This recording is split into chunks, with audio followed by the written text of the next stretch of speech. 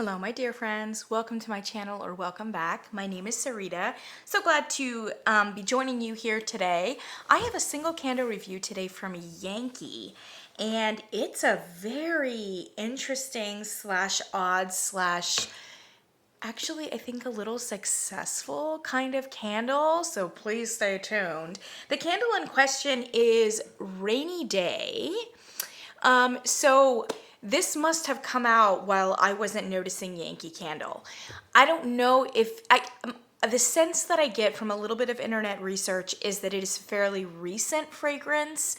I would say within the last like 2 to 3 years, but I'm not sure exactly when it was.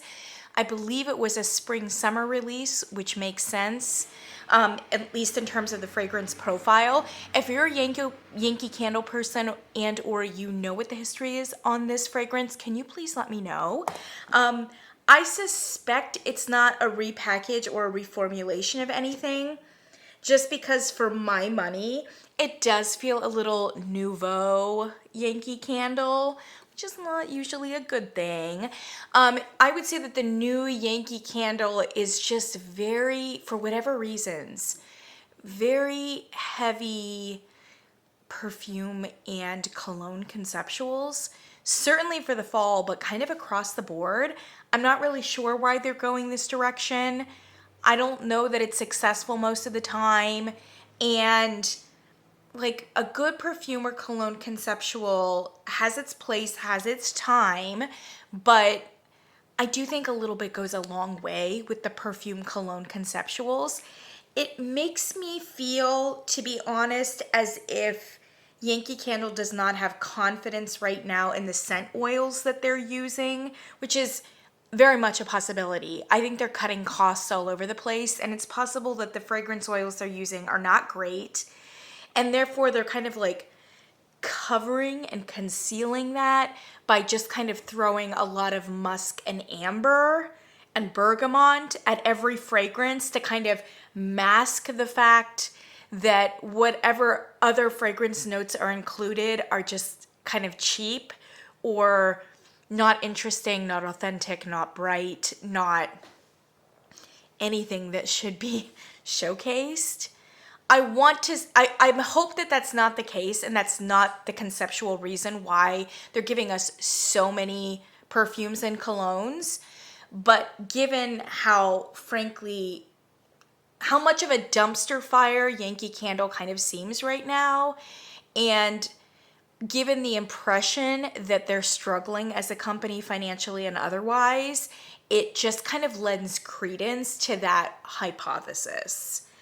Yankee Candle, if that is not the reason why you're giving us perfume and cologne conceptuals out of our ears, you need to change your approach, because that's the impression. The impression is that you lack creativity, you're not sure what you're doing, and 3, you are concealing the fact that you are not using really good quality inputs. Okay, let's let that go for a second, because I actually think that this candle does have a lot of things going well for it. So I think this is fairly recent, and the iterations that I've seen online, do you remember when they were doing those like squat 3-wick candles before they decided, oh heck, let's just join the bandwagon and do Bath and Body Works style, right? They had the kind of large squat ones that were 3-wick. Anyway, this showed up in that one, and it may have only showed up in that format. Like, I have no idea. And they're still floating around in the like retail markets. So I saw like BJ's Warehouse and Meijer and, you know, frankly, lower end grocery stores and retailers that still have those kind of squat 3-wick rainy days. But they report it here for fall, weirdly, because they don't think it's a fall fragrance. Although, frankly, it's a versatile fragrance and one that you could burn at any time. So at least that's fine. It's a little odd in that these fall 3-wicks, and I can't remember all the candles that are in this little mini collection. I want to say there's 4 of them, although there could be up to 6. I think it's 4. And they all have this like faded, like fall toned floral vibe, with just a clear situation here so that the wax can come through. And the wax is really just kind of like a cream wax. I have made no secret of the fact that, I mean, I think they're obviously trying to figure out their aesthetic in terms of the 3 wicks. And I do think what would actually probably be the best direction for them to go in is to just go with what they do well, which is the colored waxes with either a transparent like label like this or just a label in the front. I wouldn't even mind the clip art as long as it's focused and not like spread all over the jar like a 5-year-old sticker project. I think that the colored wax is the way to go, and also the way to like pay homage to, you know, the classic candles that they have still in the stores that have that amazing colored wax. Still keeps it very Yankee Candle as opposed to Bath and Body Works or Goose Creek or something else.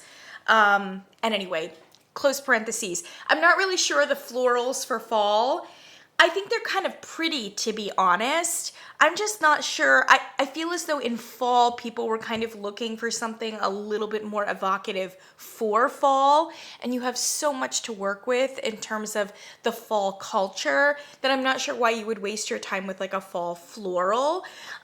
Because many of these florals that are represented are not fall flowers, although they are kind of sepia toned. The font looks a little on the cheap side, but God bless, Yankee is trying. They're trying. I kind of like the gold lids though. They actually, as an aesthetic, work pretty well. Much better than like their new fall collection 3 wicks, which are just, as I've said before, a dumpster fire, a complete dumpster fire of an aesthetic. I don't know how it got by anyone at the company who makes these decisions, but you know, I don't know if everyone's asleep at the wheel. I just don't get it. Anyway, Rainy Day. This is a great fragrance. I bought this because I did an order for Yankee Candle because I wanted the 3 wicks of the new fall collection, and they were running a great 3 wick sale. And I was looking around for some other 3 wicks, especially a seasonal one that I might be able to pick up too. And I saw this collection. I liked them. I didn't like all the fragrances that were in them. And I can't remember what those were. It would be helpful if I could tell you. This one, I did not know this fragrance, and I liked the scent notes. I thought it sounded good on paper. So the fragrance notes, oh, there's a little blurb that says that this candle stirs up notes of earthy leaves, cool balsam, and sweet floral notes. And I thought, hey, you know, earthy leaves and balsam, that sounds good. That sounds good. Do we have an outdoorsy fall kind of candle here? That would be fantastic. Although, why are we calling it Rainy Day and putting flowers on it? Although there is some sweet floral notes. Okay, so then we have top notes. Hold please. Okay, I'm back. So I was looking at these top notes and I realized that there's something listed here that like I have literally no idea what it is, and I don't even know how to pronounce it. And I meant to look it up before I did this video and I did not. But rather than just kind of muscle my way through it, I thought, let me stop, let me research, let me give you the correct pronunciation. So in French, it is Armoise Artemisia. That's your top notes. So in ink, it's just like the fancy like genus term for a specific kind of plant. You know how every plant has like those like really specific either Latinese or French or whatever else kind of like scientific name, and then it has the more colloquial name. All right, so this one is Armoise Artemisia, and it is in English known colloquially as mugwort.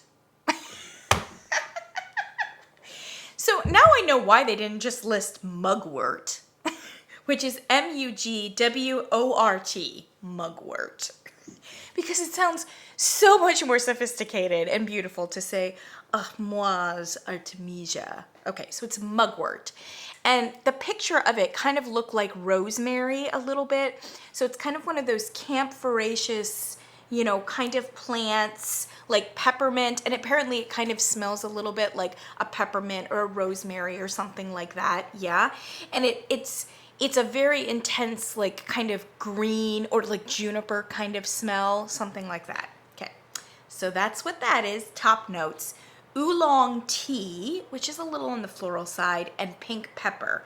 Mid notes on this fragrance are vanilla orchid, gardenia, and French jasmine. So a lot of floral there. And then base notes: white amber, fir balsam, and cashmere woods.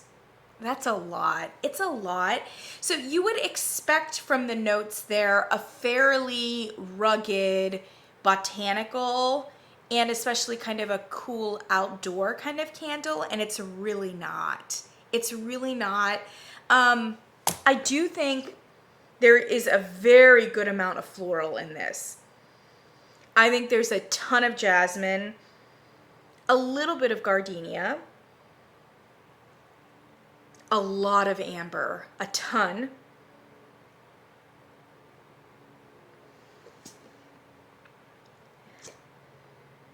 Yes, I think there's some balsam too.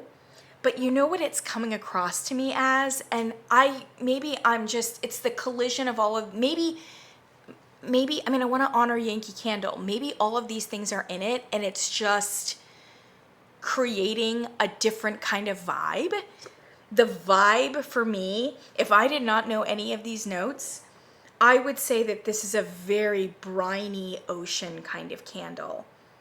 Like it's a very strong, like saltwater kind of smell. It's got the minerals, and then it's got a heavy amount of white floral. So it's basically like a briny ocean white floral kind of candle with a good amount of amber in it and musk.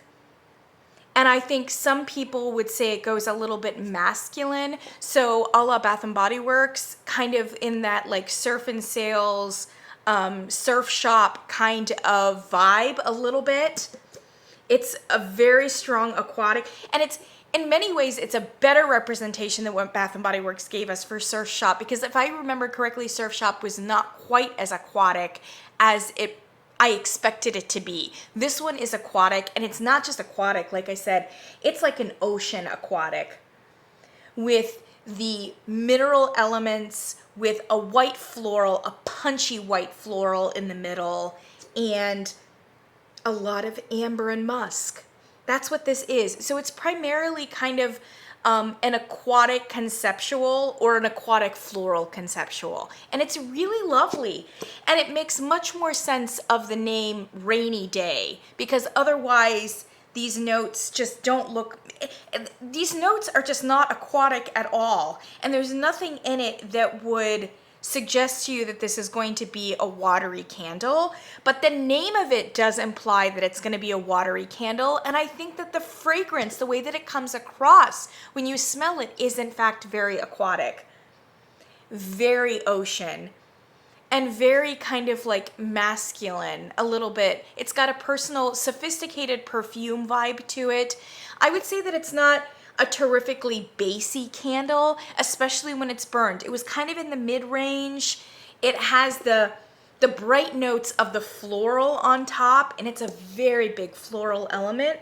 And then it's got the sea salt, and it probably has a healthy amount of bergamot as well. Although, thank God, Yankee Candle really usually overdoes it with the bergamot, and they didn't here so much. I do have to be honest though, when it was burned, I did get a lot more of the cologne perfume aspect of it, and the more authentic, fresh, outdoorsy elements like the sea salt kind of sunk into the candle a little bit. Even the floral came across as a little bit canned, a little bit perfumey in like a powdery kind of way. So I do have to say that some of the authenticity kind of got swallowed up by the amber and the musk elements when it was burned. But when the volume was high on the candle, I was still getting that briny oceanness about it, which I just thought was really fantastic. Yeah. I mean, you could definitely do this in the spring, but you could do it in the summer. And frankly, there's a heaviness here that would make it appropriate for even the fall. It's just that fall is so prime time with all of the harvest smells that I don't know that you would reach for this candle necessarily. It reminds me a lot of the rain candle from Village. The rain candle from Village is a little bit lighter though, and a little bit more authentic. I think I prefer the rain candle from Village, but I really liked this one too. And I think they're in the same category. I'm really happy with it. So this was a very odd, and look at that, burning all the way down to the wick clips with a very minimal soot. Yeah, it does look kind of murky there on the bottom, but man, I burned and burned and burned and burned and burned this one. And once when I wasn't paying attention, I let it burn all through the night. Right by my bed. I mean, at least it was right there, but like still, don't ever do that. I just got really tired. I like this candle. Yeah, I'd repurchase it. It's a little heavier than I think it should be. And I will tell you this, the first few burns were very disappointing. I mean, like I could hardly smell them. I just thought, oh my God, Yankee Candle. Like we're on this roller coaster again. Why? Why? Why do we have no strength? Why do we have no throw? Why do we have a poor excuse of a candle, etc., etc.? And I was like going there with all of the nasty things that I was going to say about this candle. And then it hit like the third burn and the whole candle just opened up and started firing. I, for the most part, kept this candle in the back bedroom, but there were a few burns that I did out in the open concept once it started really firing. And in the open concept, I could get it up to a 7 in the open concept. In the back bedroom, it was almost an overpowering 8 or 8.5. But I really kind of enjoyed that, you know? And man, when you can get that from a Yankee Candle, you just go for it. You don't ask questions. You just, yeah, okay, we're just going to go for the 8.5. It's a little heavy. It's a little ambery. It's a little musky, but we're going to take this because this is a better alternative than no strength and no throw and no thought with our fragrance. Yeah, it was a good candle. It was a good candle. So it kind of fluctuated a great deal, at least in the first few burns. And that's very indicative of a heavy soy formula. And I suspect it was because look how well that burned. And I was getting a ton of smut, like soy smut all around the glass. I have to say it didn't burn particularly evenly. I don't know that it's a very good soy formula. There was a honk of wax right here on the side that I had a very difficult time pulling out. And at least for the first half of the candle, it would sometimes take me 4-5 hours to get the candle to pull correctly all the way around. So it was a very difficult wax formula, not an even burn. But at least past the first few burns, the strength and the throw was there. It was there. And I thought it was a nice fragrance. If you like the aquatics, if you like aquatic conceptuals, if you like that Bath & Body Works surf shop kind of vibe, I think you're going to love this candle. I cannot speak to how any of these scent notes have anything to do with either the branding, the marketing, or the way that the fragrance comes across as you smell it, either on cold or once being burned. I think this is a mess, and I want to believe, I mean, it is definitely a very floral candle, so I don't disbelieve the gardenia and the jasmine, for instance. I'm not even sure that I disbelieve the balsam, and certainly the amber, and certainly the white amber. It sits high, yeah?